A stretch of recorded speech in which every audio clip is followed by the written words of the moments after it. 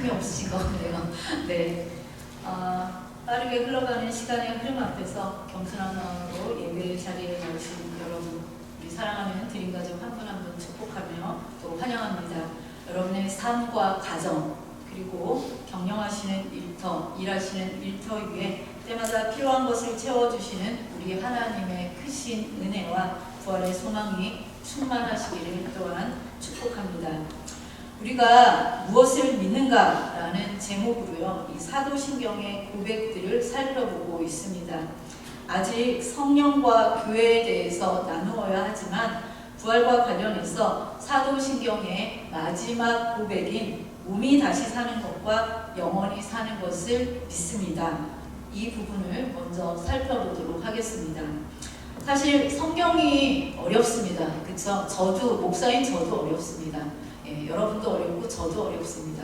그래도 하나님께서 우리에게 주신 말씀은 또 우리에게 깨달을 수 있도록 지혜를 주시니까 함께 말씀을 나눠보도록 하겠습니다. 오늘 다룰 이 부분은 마지막이라는 단어와 너무 잘 어울리는 그러한 고백입니다. 저와 여러분도 언젠가 이 생에서의 마지막 순간을 경험할 것입니다. 그러나 예수님을 구주로 고백하는 사람들은 그 마지막이 새로운 시작을 알리는 순간이 됩니다.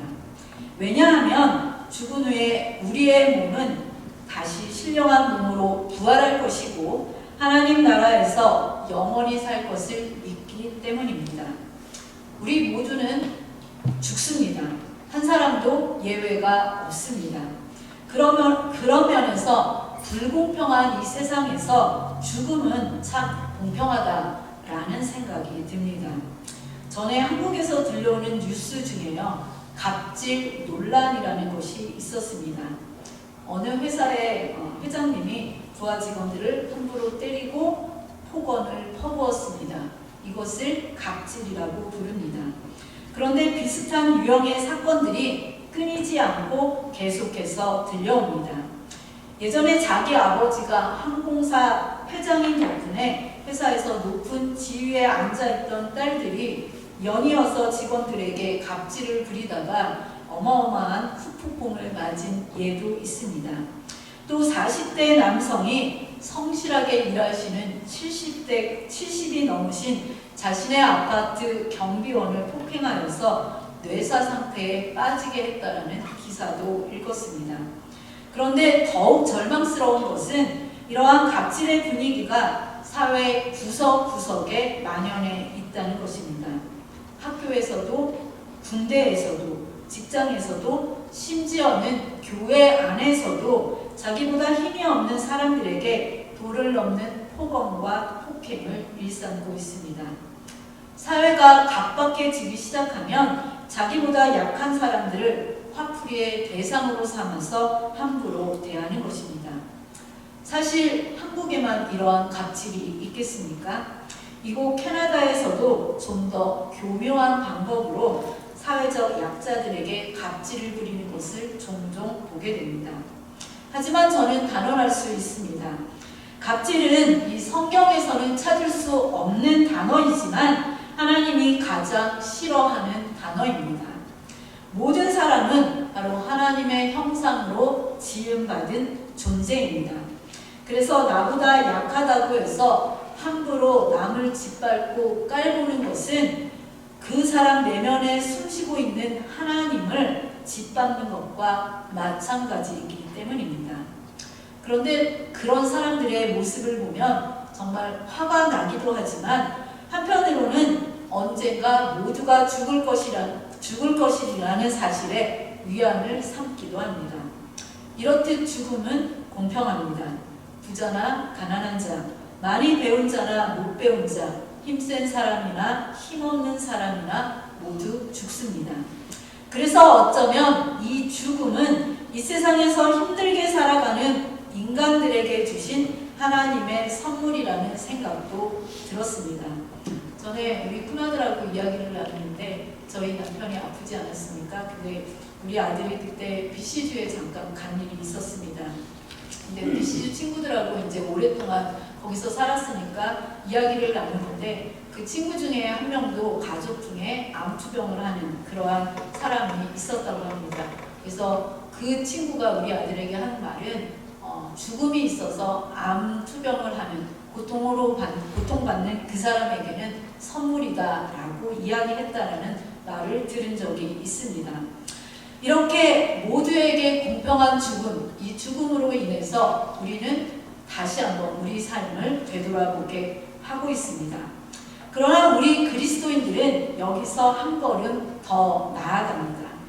모두가 공평하게 죽음을 맞이하는 그 순간이 있겠지만 죽음의 강을 건넌 후에는 모든 하나님의 자녀들에게는 새로운 생명이 영광의 멸류관이 주어진다는 사실입니다. 이 땅에서의 죽음은 모든 것이 끝났음을 말해주지만 우리들은 그것을 새로운 시작이자 고백이라고 이야기합니다. 우리는 몸의 부활과 영원한 생명이 있음을 믿기 때문입니다.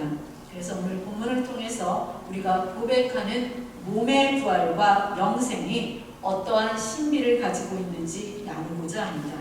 그래서 첫 번째로 생각할 것은 어떤 몸으로 다시 사는가, 이것을 생각해 보도록 하겠습니다.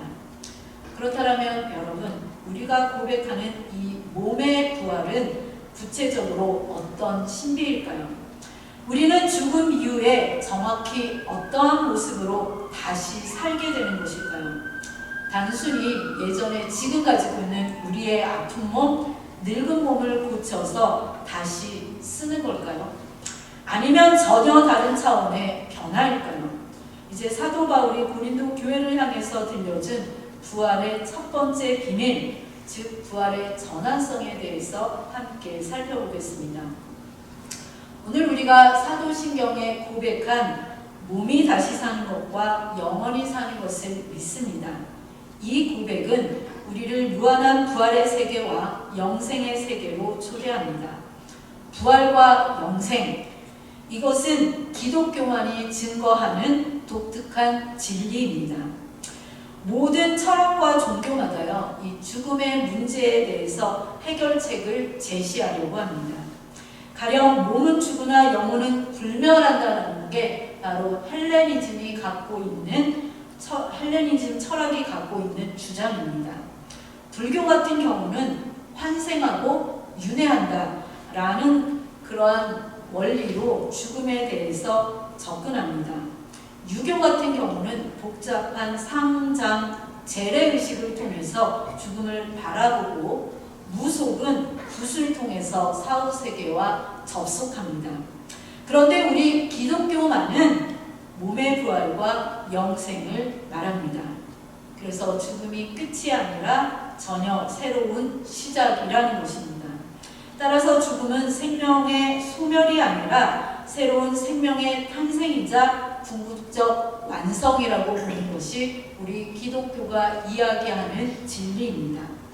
그러면 몸이 부활한다는 건 어떤 의미일까요? 예전에 어느 신학대학교에서요, 학생 한 명이 교수님에게 이렇게 심각한 질문을 했습니다. 부활이 사실이라고 한다면 지금 이 몸을 다시 봐야 하는 겁니까? 이 흉한 몸을 다시 입으라는 말입니까? 라고 질문을 던졌습니다. 자신의 외모나 신체 조건에 대해 만족하지 못하는 사람들은 다시 부활한다는 사실이 그렇게 반갑지만은 않을 것입니다. 또 장애를 입고 태어난 분들도 몸의 부활을 생각할 때마다 여러 가지 의문이 들 것입니다. 사실 몸이 부활한다라고 할 때에 여러 가지 질문이 떠오릅니다. 몇 살 때의 몸으로 부활하는지도 궁금합니다. 어떤 사람은 가장 아름다웠을 때의 모습으로 부활한다라고 하는데 그것도 사실은 정확한 답이라고 할 수가 없습니다. 왜냐하면 이 사람마다 미의 기준이 다르기 때문입니다. 또 성형수술을 한 사람들은 성형하기 이전의 모습으로 부활하면 어쩌나 걱정할지도 모르겠습니다. 이 모든 질문들은 몸의 부활을 옛날 몸으로 되살아나는 것으로 그렇게 오해했기 때문입니다.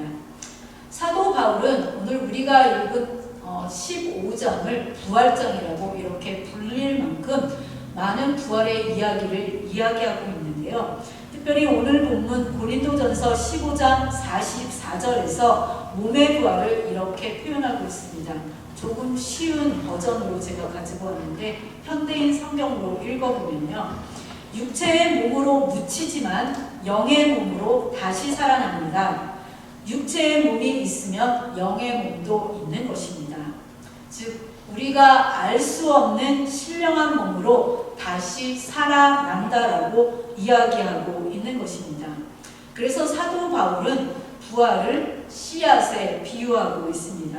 오늘 42절부터 44절에 보면 씨앗이 땅에 심겨 썩으면은 본래의 모습은 사라지기 마련입니다. 여러분 씨앗을 심었는데 그 씨앗 그대로의 모습으로 새롭게 그 씨앗 그대로의 모습으로 자라나는 식물을 보신 적 있으십니까? 아마 아무 종에서도 그러한 상태를 보신 분은 없을 것 같습니다. 씨앗이 땅에 심겨 썩으면 본래의 모습은 사라지지만 거기서 완전히 새로운 꽃 혹은 나무 혹은 여러 가지 식물이 피어납니다.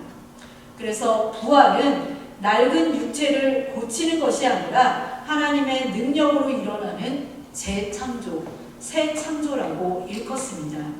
그래서 오늘 말씀에 보면 썩을 것으로 심지만 썩지 아니할 것으로 다시 산다라고 이야기하고 욕된 것으로 심지만 영광스러운 것으로 다시 살고 약한 것으로 심고 강한 것으로 다시 살고 육의 몸으로 심고 신령한 몸으로 다시 살아난다라고 표현하고 있습니다. 우리 성도님들이 종종 던지는 질문이 있습니다. 이 죽은 후의 몸의 상태에 대한 질문일 것 같습니다. 얼마 전에 이제 우리 한 집사님께서 저에게 화장을 하는 문제에 대해서 질문을 하셨는데요.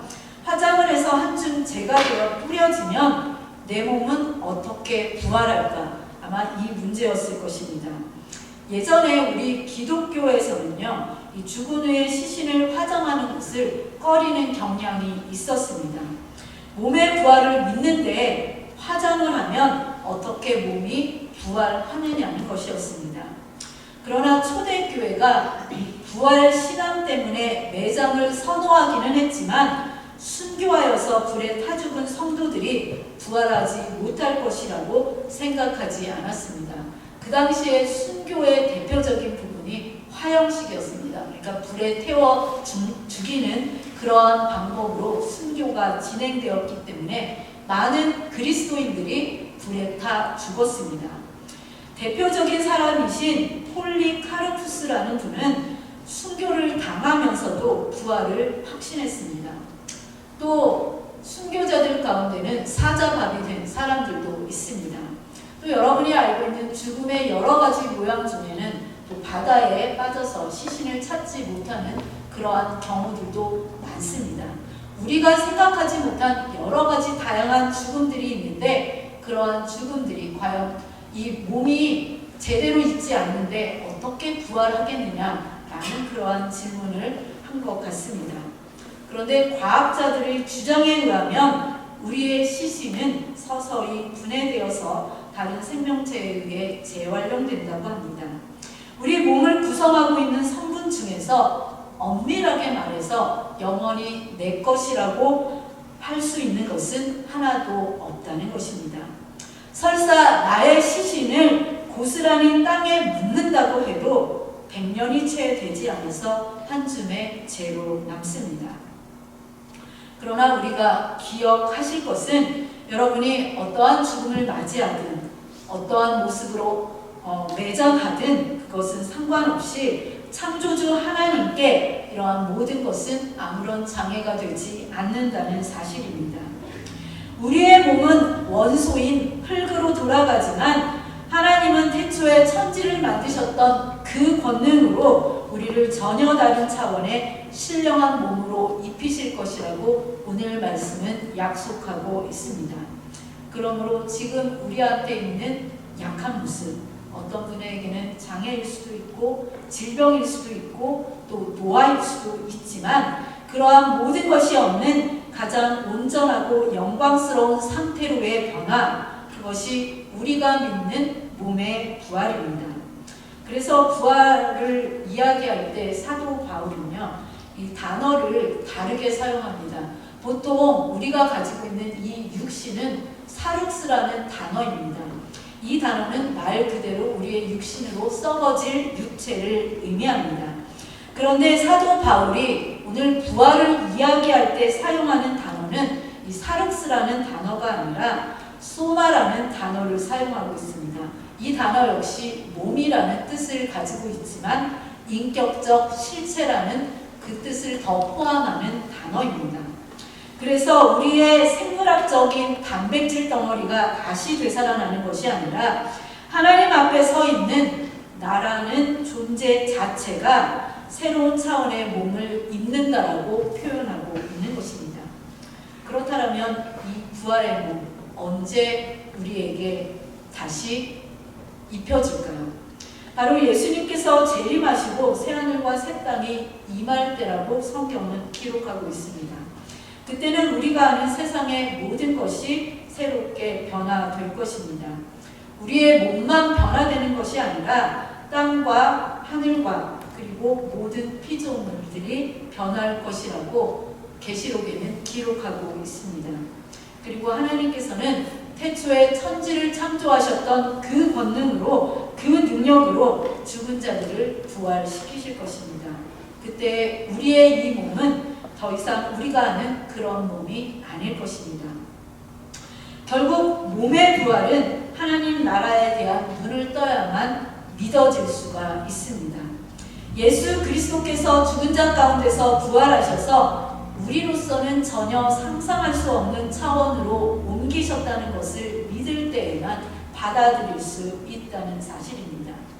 사실 제가 지금 몸의 부활에 대해서 말씀드리고 있지만 몸의 부활을 믿는다는 것은 그것이 어떠한 것인지에 대해서는 아주 자세하게 알 수도 없고 말할 수도 없습니다. 왜냐하면 우리가 지금 가지고 있는 지식과 경험을 초월하기 때문입니다. 예를 들어서 여러분 생각해 보시기 바랍니다. 우리의 시력이 양쪽 눈 다 2.0이라고 하면요, 대단한 시력입니다. 그런데 타조의 시력을 재보면 이게 어떻게 재는지는 잘 모르겠지만 제가 찾아봤더니 25.0이라고 합니다. 이 시력은 지금 제가 있는 곳으로부터 4.8km 정도 그 앞에 있는 자동차가 있다라면 그 표지판의 숫자를 읽을 수 있는 수준이라고 하는데요. 우리 인간보다도 10배나 잘 볼 수 있는 그러한 시력이라고 합니다. 그런데 우리 인간이 보지 못한다고 그런 것이 없다라고 말할 수 없습니다. 안 보이는 것은 우리의 가시 너머에 있기 때문입니다. 우리 인간의 인식 범위를 벗어나 있다고 해서 진리가 아니라고 말하거나 믿을 수 없다라는 이 태도는 사실 교만에 속하는 것입니다. 그러므로 우리의 신앙의 세계는 미지의 영역을 바라보는 눈을 요구합니다. 들리지 않는 세계를 향한 귀를 요구합니다. 무엇이 보여서가 아니고 무엇이 들려서가 아닙니다. 눈에 보이는 것 하나 없고 귀에 들리는 것 하나 없어도 믿음을 가지고 그쪽을 향해서 귀 기울이고 그쪽을 바라보게 하는 게 바로 신앙입니다. 그래서 히브리서 기자는 믿음은 바라는 것들의 실상이요 보지 못하는 것들의 증거라고 말했습니다. 믿음으로 경험하고 믿음으로 본다는 뜻입니다. 따라서 몸이 다시 산다라는 이 고백은 죽음 이후에 예수님과 함께했던 우리의 영혼이 지금과는 비교할 수 없는 어떤 신령한 몸을 이룰 것이라는 사실을 믿음으로 받아들이는 것입니다. 오늘 두 번째 생각할 주제는 영원히 사는 것, 이것이 재앙인가 복인가, 이것에 대한 질문입니다. 이처럼 부활은 썩어질 육체가 신령한 몸으로 덧입혀지는 놀라운 새 창조의 사건입니다. 그런데 여기서 우리는 또 하나의 근본적인 질문을 마주하게 됩니다. 몸이 다시 사는 것도 중요하지만 그렇게 다시 살아난 우리가 영원히 산다라는 것은 과연 우리에게 복일까요? 아니면 끝나지 않는 지루함일까요? 영생을 그저 시간의 무한한 연장으로 생각한다라고 하면 그것은 축복이 아니라 오히려 재앙이 될 수도 있습니다. 그렇다면 성경이 말하는 진짜 영생, 진생이 의미하는 것은 무엇인지 우리 그리스 신화의 한 이야기를 통해서 함께 나누어 보고자 합니다. 여러분, 그리스 신화를 다 읽어보셨다면 아마 그리스 신화에서 티소누스라는 인물을 만났을 것입니다. 이 티소누스는 트로이 왕과 물의 요정 스트리머 사이에서 태어났는데요. 어떠한 여성이라도 반할 만큼, 그것도 한눈에 반할 만큼 아주 잘생긴 인물이었습니다. 꽃보다 아름다운 이 남성에게요, 새벽의 여신 에오스가 한눈에 반해서 사랑에 빠졌습니다. 에오스는 모든 신의 제왕인 제우스에게 간청해서요, 이 티소누스를 위해 영생의 선물을 받아냈습니다. 티소누스와 영원히 사랑을 나누고 싶었기 때문입니다. 그런데 문제가 생겼습니다. 에오스는 신이었기 때문에 영생할 뿐만 아니라 늙지도 않았습니다. 그는 언제나 청춘의 싱그러움을 발산했습니다. 그런데 티소누스는 영생을 받았지만 인간이었기 때문에 그는 늙는 것을 막을 수가 없었습니다. 여러분 생각해 보십시오. 영생하는데 계속 늙어간다라고 한다면 그것은 복이 아니라 재앙입니다. 그래서 이 티소누스는 나중에 영생을 가져가 달라고 간절히 요청합니다. 하지만 한번 주어진 영생은 반납할 수 없었습니다. 티소누스를 불쌍히 여긴 에오스는 그를 귀뚜라미로 변신시켜서 그 재앙으로부터 건져 주었다라고 합니다. 그래서 여러분, 귀뚜라미의 울음이 구슬프게 들리는 것은 바로 이러한 사연 때문이라고 합니다. 이 이야기는 영생에 대해 곰곰이 생각해보게 해줍니다. 예수 그리스도 안에서 우리가 얻는 영생, 도대체 이와 같이 끊임없이 우리의 몸이 늙어가는 그러한 영생을 말하는 걸까요? 예수 그리스도 안에서 우리가 얻은 영생은 속이 텅 빈 생명이 한도 끝도 없는 계속되는 것이 아닙니다. 영생은 무엇보다도 먼저 진생이라고 할 수 있습니다. 진생은 진짜 사는 것 같은 인생을 말합니다. 오늘 아까 읽어주신 요한복음 17장 2절 3절 말씀에서 이렇게 증거하고 있는데요. 2절은 제가 읽고 3절은 여러분이 읽겠습니다. 아버지께서 아들에게 주신 모든 사람에게 영생을 주게 하시려고 만민을 다스리는 권세를 아들에게 주셨음이로소이다. 영생으로 위하신 참 하나님과 돌아오신 자 예수 그리스도를 아는 것이다. 네, 이 성경에서 말하는 영생이란 지금 우리가 가지고 있는 목숨이 무한정 연장되는 것, 계속 살아있는 것을 가리키는 것이 아닙니다. 그러므로 만일 누군가 영원히 살고자, 지금의 이 몸이 영원히 살고자 욕심을 채우기 위해서 예수님을 믿으려고 한다면 그분은 헛다리를 짚은 것입니다. 여러분, 영생은 단순히 시계 바늘이 멈추지 않고 영원히 돌아가는 그러한 상태를 말하는 것이 아닙니다. 그것은 시간이 얼마나 기냐, 이러한 문제가 아니라 누구와 함께 있느냐의 문제입니다. 마치 사랑하는 사람과 함께 있을 때 시간이 가는 줄 모르는 것처럼 영생은 시간을 초월하신 하나님과 깊이 연결되는 것입니다.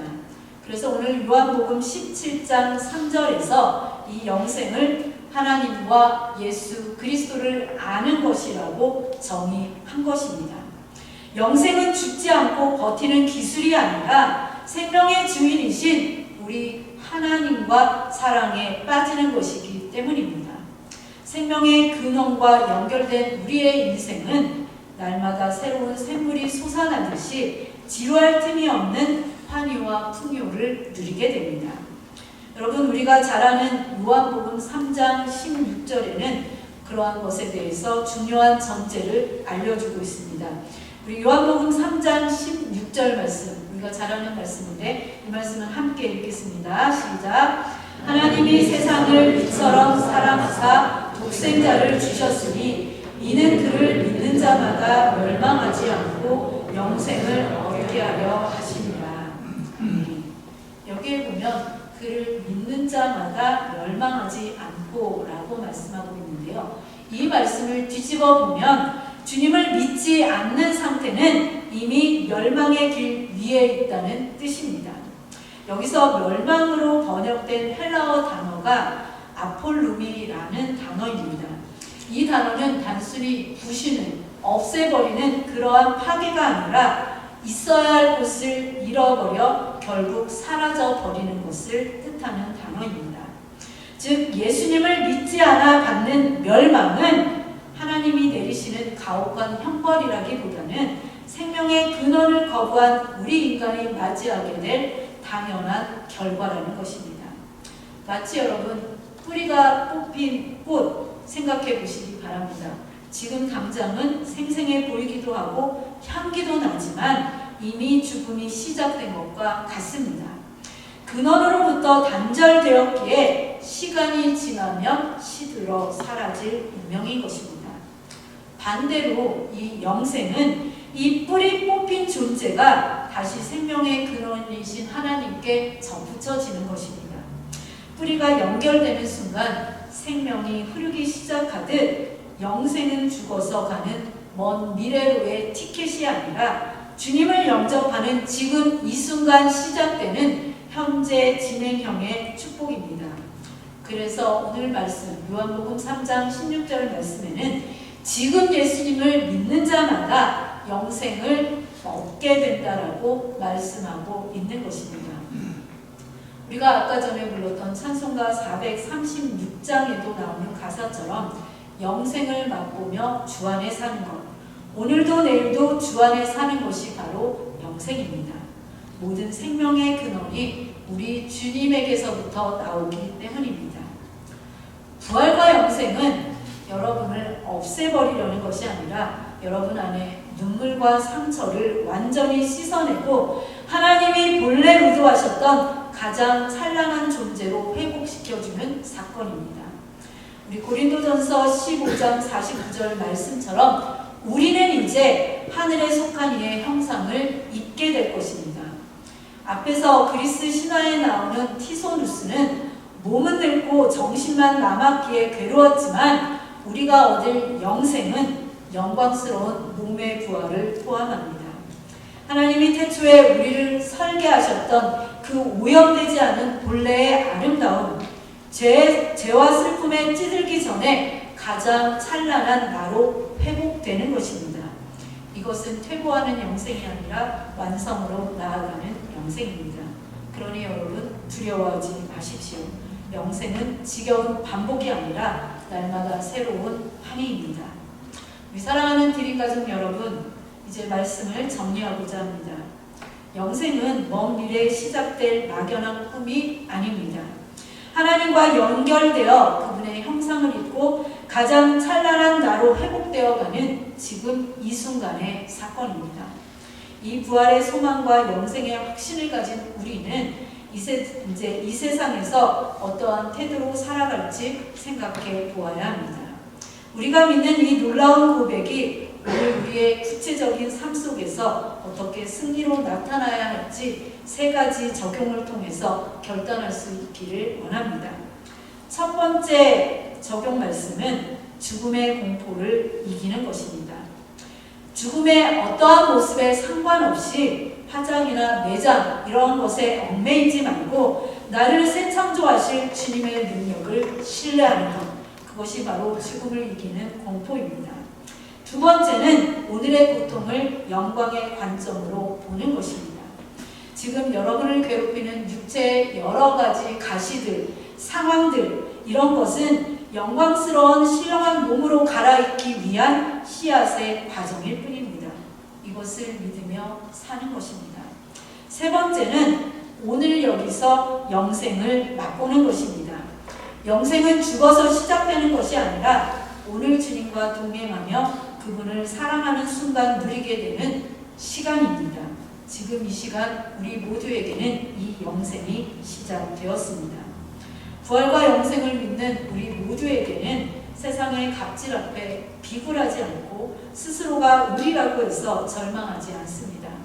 왜냐하면 우리는 조만간 이 낡은 육신의 옷을 입고 세상 그 누구도 흉내낼 수 없는 하나님만의 가장 찬란한 작품으로 회복될 것을 믿기 때문입니다. 죽음이 끝이 아니라 영광스러운 시작임을 믿는 사람에게는 오늘을 견뎌낼 용기와 내일을 기대할 설렘이 있습니다. 그러니 이 소망을 품고 세상이 줄 수 없는 평안 속에서 승리하시는 저와 여러분 모두가 되시기를 주님의 이름으로 축복합니다.